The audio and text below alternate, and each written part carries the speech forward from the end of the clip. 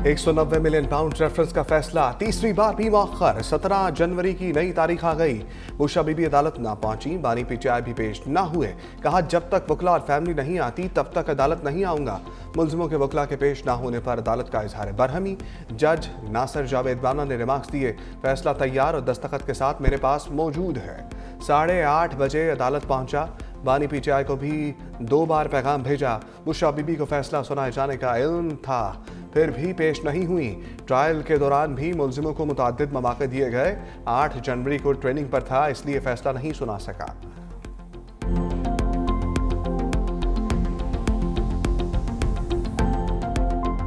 आज खान साहब की बाइज्जत बरी होना लाजिम था, लेकिन सियासी तौर पे और प्रेशर के अंडर फैसले देने हो तो फिर दीवार पे लिखा सबको नजर आता है। ये फैसला जज साहब ने अपनी मर्जी से डेट डाल करके आगे मौखर किया है, किसी भी डील का नतीजा नहीं है। ये 190 मिलियन पाउंड्स रेफरेंस का फैसला ना आना किसी डील का नतीजा नहीं, फैसला जज ने खुद मौखर किया। चेयरमैन पीटीआई बैरिस्टर गौहर ने कहा, ट्रायल कोर्ट का हमारे साथ रवैया मुनसिफाना नहीं है, केस बेबुनियाद है, बानी पीटीआई पर दबाव डालने के लिए बनाया गया।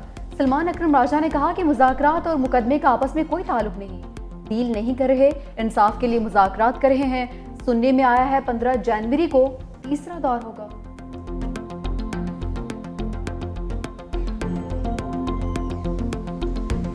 हम मुज़ाकरात इसलिए कर रहे हैं कि मुल्क में जमहूरियत हो, मुल्क में इंसाफ हो, मुल्क में इंसानी हुकूक जो हैं उनको बालादस्त किया जाए। सुनने में ये आ रहा है कि 15 तारीख को तीसरी नशस्त होगी, लेकिन अगर कोई ये तासुर देना चाहता है कि इस मुज़ाकरात की वजह से फैसला मौखर किया गया है तो बिल्कुल ये गलत है। हम कोई डील नहीं करेंगे। आज इमरान खान बिल्कुल खुश नहीं होंगे। मेरा ख्याल है कि वो इस चीज़ पे अपसेट होंगे।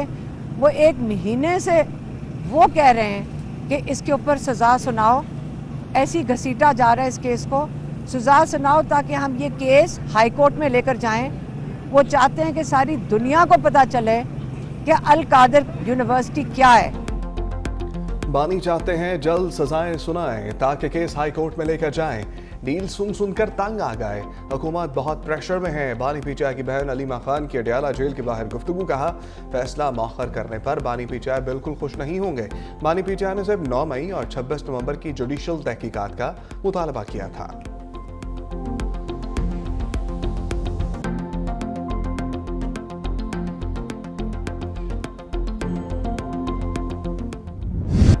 बानी के अहलिया बुशा बीबी का कानूनी इम्तिहान। 26 नवंबर एहतजाज केस में 3 अबूरी दरख्वास्तें जमानतें मुस्तरद। एडिशनल सेशन जज मोहम्मद अफजल मजोका ने इस्तफसार किया, आपने अभी तक जमानती मशल्के ही जमा नहीं करवाए, अदालत के हुक्म पर अमल दरामद भी नहीं कर रहे। 3 अबूरी दरख्वास्तें जमानतें खारिज की जाती हैं। बुशा बीबी की थाना रमना में अबूरी जमानत दरख्वास्त जमानत में हाजिरी से इस्तना की दरख्वास्त मंजूर। अबूरी जमानत में 23 जनवरी तक तौसील।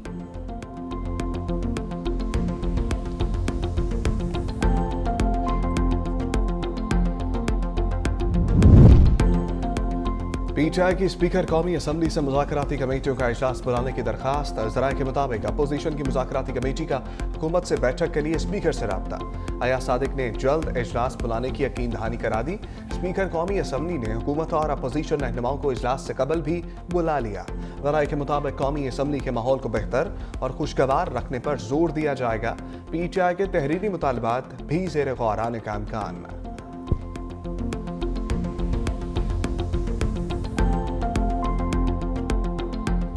मुज़ाकरात का मकसद ये नहीं कि आप 9 में जैसे खौफनाक जुराइम से आप बच सके, जो तोशाखाना में किया वो आप बच सके। मुज़ाकरात का मकसद ये नहीं है कि जिस तरह बोलदार साहब की हुकूमत में कौन चला रहा था, किस तरह चल रही थी, वहाँ पे किस तरह ट्रांसफर पोस्टिंगों की दुकानें खुली हुई थी, वो सारी चीजें आपको माफ हुई जाए। मुज़ाकरात पार्टी से पार्टी टू पार्टी होने चाहिए। किसको नहीं पता कि इमरान खान ने घड़ी जो है वो ली, घड़ी बेच के फिर ये झूठ बोला। प्राइम मिनिस्टर था, बोले मैंने वो पैसे से जो सड़क बनाई। कौन नहीं जानता कि 9 मई को उसकी गिरफ्तारी पर जो है जो कुछ हुआ उसके पीठ पीछे इमरान खान नहीं था। मुज़ाकरात का मतलब ये नहीं बानी पीटीआई को जुर्म की माफी मिल जाएगी। कौन कहता है बानी पीटीआई 9 मई के पीछे नहीं थे? पेट्रोल बॉम्ब हमले जायज हैं, उनके वकला ही बता दें। सीनियर वजीर सिंध शर्जील इनाम मेमन ने कहा कि बानी पीटीआई के जुराम किसी से ढके छुपे नहीं हैं। बानी पीटीआई ने घड़ी बेची, फिर झूठ बोला। हब केनाल पर काम हो रहा है। पीपल्स पार्टी वफाक नेहरू का मंसूबा कबूल नहीं करेगी।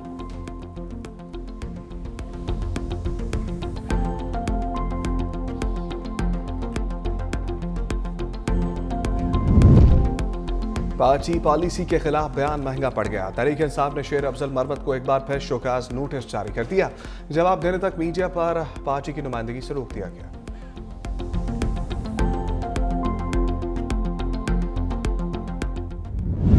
मिलिट्री कोर्ट्स फैसलों का जायजा लेना जरूरी है। देखना चाहते हैं कि मुलजिमान को अपने दिफा में गवाहान पेश करने दिए गए या नहीं। कानून के मुताबिक ट्रायल ना होने पर ही अपील होती है। जस्टिस मोहम्मद अली मसर के फौजी अदालतों में सिविलियंस के ट्रायल के खिलाफ इंट्रा कोर्ट अपील में रिमार्क्स। वकील ख्वाजा हारिस ने कहा कि तमाम मुकदमात तो नहीं, एक केस का रिकॉर्ड अदालत को दिखा सकते हैं। अदालत शाहिद का मेरिट पर जायजा नहीं ले सकती। जस्टिस हसन अजहर रिजवी ने कहा, आर्मी एक्ट की कुछ दफात में अगस्त 2023 को तरमीम की गई, क्या बाद में की गई तरमीम को नौमे वाक़यात पर लागू किया जा सकता है? जस्टिस मुसरत हलाली ने रिमार्क्स किए, देखना सिर्फ ये है कि कौन से केसेस कहां और कैसे सुने जा सकते हैं।